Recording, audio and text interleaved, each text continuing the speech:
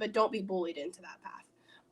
Have the courage and have the guts to really think about it, really process it. And I think that's something else that people do. They ignore it until it's graduation, and they're like, oh my gosh, what do I do? Which is another thing in Samurai that's been like, listen, like this is coming, like figure out what you want to do, take the steps and do it, which Samurai is the seminar for those of you who are listening. Shout out to Dr. Paul. And so don't be scared. Like, and I think that's what so many people find themselves, they're scared to do it because they don't know if they can. I've seen handfuls of practices that are cash-based, opened right after graduation. I mean, just all these beautiful things that have laid out. But I think it's about listening to the universe, and listening to God, and whatever that looks like for you, follow that. Whatever feels true in here, follow it. Be in alignment with what's in here, not with what everybody else is telling you. So associating, I don't want to say it's bad, because I know great chiropractors and great offices who are looking for phenomenal associates. And I can think of so many current students who would fill those associating roles in these beautiful practices so well. I know some who have taken associate positions, and phenomenal, like once in a lifetime to associate for this doctor opportunities.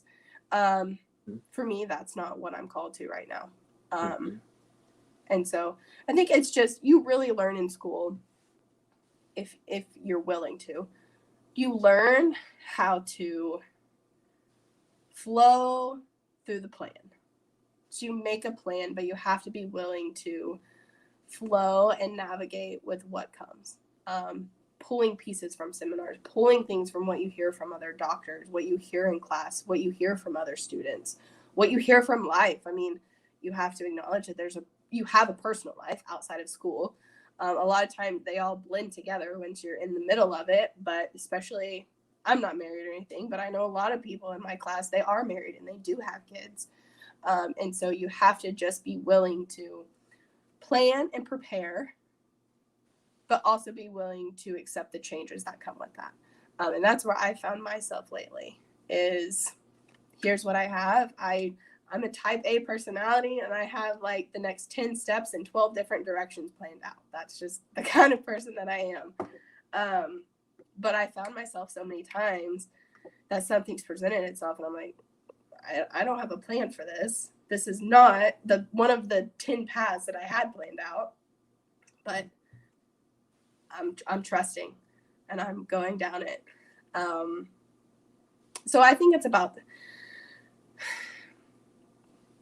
there's something so beautiful about opening and creating this masterpiece within a practice and your craft as well. But I think at the end of the day, it's really about what's in alignment. I said it a while ago, but like what's in alignment with your heart.